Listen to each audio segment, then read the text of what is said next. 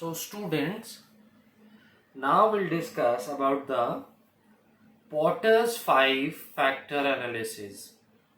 So this is also a tool or a technique or a strategy which is being used by the big business companies and organization because as to identify the competitiveness of the business and the competition going around the society and the environment, and to know and assess, judge and determine the stiffness and the competitiveness, and to identify the advantage and utilize those advantage and neutralize the threats. So this is a very important yet very simple and powerful tool which is devised and invented by Professor Michael Porter. Now Michael Porter has divided this analysis into 5 simple steps. First step is that you can look at threat of new entrants to a market. So this first step, from the very captions or from the very word from the very heading, we can find out threat of new entrants in a market.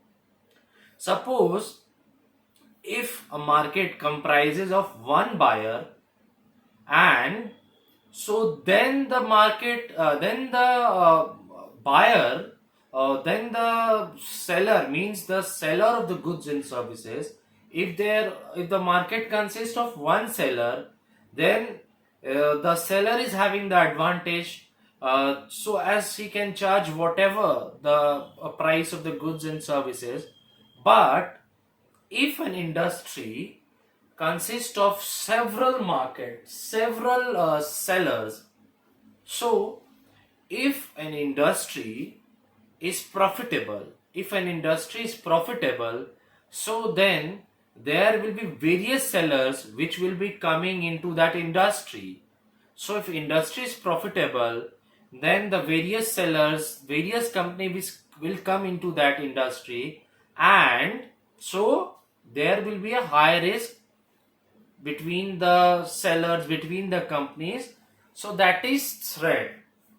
So the existing business organization must ensure that to stop or to deter the new business firms not coming into the market or industry. So how they can stop, how the existing business organization can stop or deter these new entrants? The barriers to enter, the barriers to entry of new firms should be very high because of the large capital investment and the supply and chain distribution logistics which is controlled by the existing business organizations, and the key players and the suppliers are in the hands of the existing business organization. Because when a new business firm or enterprise comes into the market, they bring new technology, new machines, and money. So it tries to propel the threats. So the existing business organization in the market should deter and stop these new entrants in the market, so that they should stay away. If the industry is very profitable, then they are likely to come, they are attracted, the firm, the sellers are attracted. So it is for the existing business organization so as to deter and stop these new entrants from entering in the market. So that is threat of new entrants to a market. Now we move to the next point, that is bargaining power of suppliers. We'll move into slowly, but what do you mean by suppliers? Suppliers are those person or set of person or association of person which supply the products, the semi-finished products, the raw materials, etc. So suppliers are the persons or the set of persons who supplies the products, finished products, semi-finished, etc., to the concerned what do you say, the concerned companies, so that they can sell it. So, and the bargaining power means the negotiation power. So how can you negotiate if there are very few suppliers? If there are few suppliers in the market, if there are few suppliers in the market, bargaining power will be high. Okay. If there are very few suppliers of that goods and services in the industry, so the industry will be dominated by the suppliers. If there are very few suppliers in the market, then the bargaining power of the suppliers will be very high. And if there are various suppliers, if there are large number of suppliers of those goods and services, then the bargaining power will be low. So what we can call it? Bargaining power of suppliers. So if there are very few suppliers of those goods and services, so the suppliers will impose their requirements in terms of price, in terms of product. So it is with the suppliers that they impose their requirements on the company. If there are very few and minimal suppliers, so their bargaining power will be high. They can bargain with the company, they can negotiate, and they'll have a high advantage towards their side. But on the contrary, which we call it on the other opposite hand, if the suppliers of those same commodities are very high, then their bargaining power will be very weak. Their bargaining power will be very low. And now we move to the bargaining power of buyers. Now, as we know, bargaining power means negotiation power. So buyers means are the person who purchase goods and services. Buyers are also known as consumers who purchase the goods and services for consumption purpose. Now there is, every time we know, that is bargaining power as to how bargain the price.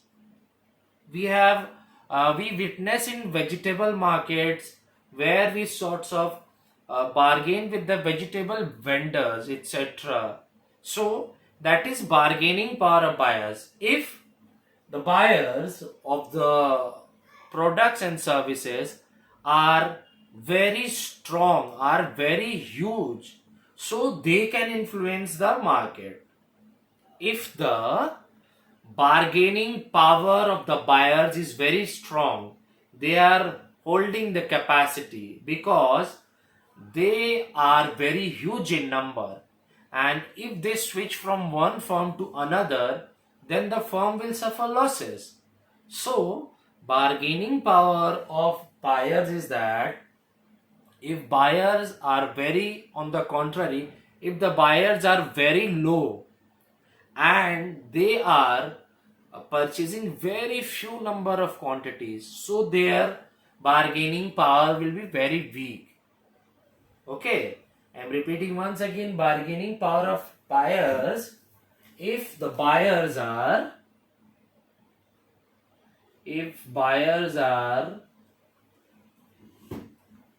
high, if the buyers are high in number, they'll have a strong bargaining power. Okay, if the buyers are high in number and they purchase lots amounts of commodities and services, so they can influence the market, imposing their requirements in the product's quality, then in their prices, quantity, etc. But if the bargaining power of buyers is low, when the buyers are very limited, when the buyers are very few, and they purchase very limited amounts of quantities of the materials or the products.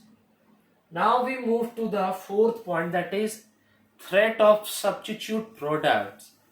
As all of you know that substitute products are the alternatives which are available in the market.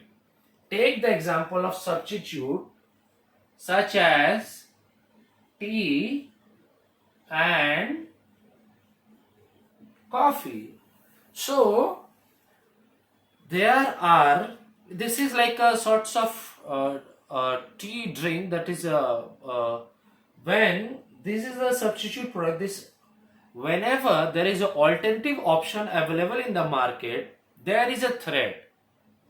So if tea prices are going upwards, if tea prices are going upwards day by day, day after day, tea prices are shooting up. So alternatively, the customers can switch from tea to coffee. So the business firm should always keep in mind that there are various alternative options available to the consumers in the market. So the buyers have a lot of various options in their mind. So the business firm should always keep in mind that to cap a price limit so that they are charging a reasonable price to the customers. Otherwise, the customers can switch from one product to the other products which is having the low price as well, which is having a reasonable price as well as having the quality and the quantity too. So threat of substitute products means, take the example of tea and coffee. So when the tea prices are going down and the coffee prices are going up, so they can switch from here to here and here to here. So this is known as substitute products which are available in the market, and the buyers or the consumers can switch from one product to another. So this is a threat. And next is degree of competitive rivalry. As in an market, there are a lot of competitors, there are a lot of sellers, there are a lot of firms who are operating in a single market. So the competitive rivalry increases. It goes from one end to another. It shoots up, it lifts up. So degree of competitive rivalry means if there is one seller in the market selling the products, so the seller dominates the purchase of the consumer. But in that same case, if there are various sellers selling that commodity product and services, so there will be a very rise in the competitiveness, there will be a rise in the rivalry. So what the business enterprise wants to capture the most of the consumers base so as to uh, generate more cash inflows and more profitability. But it can be done on certain terms and conditions. The quality of the goods should be very good and premium, and the pricing should be very reasonable. Otherwise, the firm can lose their customers to another seller. So one thing that should the business enterprise should always keep in mind, that if the goods are very genuine, goods are very of premium quality and the pricing is reasonable, then they will have a very good capture the most number of customer share, and they can bank upon that, and and the income generation will flow, the revenue and profit will flow. But degree of competitive rivalry increases when there are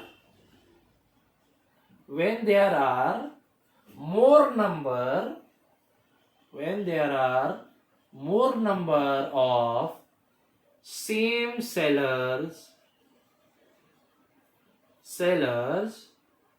selling same type of goods and services.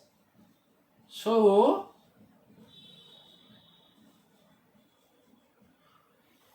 degree of competitive rivalry increases when the firm or the sellers sell the same type of product and services, so that they want to get hold of the customers of the larger base. They want to catch all the customers, but each firm in the market is selling not differentiated. They are selling the same product and services, but this degree of competitive rivalry can decrease if the seller sells the products which are very undifferentiated, and the product which is very much unique in nature and it has relative uniqueness. So that leads to a decrease in rivalry. So I hope all of you have the book. If you don't have the book, when the class resumes, when the class will happen, I'll give you the PDF of that related to it, and you can study from it. And if you don't have the book, I'll definitely share the PDF. And if you have the book, you can refer the book. And one more thing is that you all listen to the audio clips and watch the entire video and several times, so as to grab the concept and the meaning of it. And if you feel any sorts of problem or doubts regarding it, please revert back. Please text me via WhatsApp, and I'll try to resolve your doubts as soon as possible.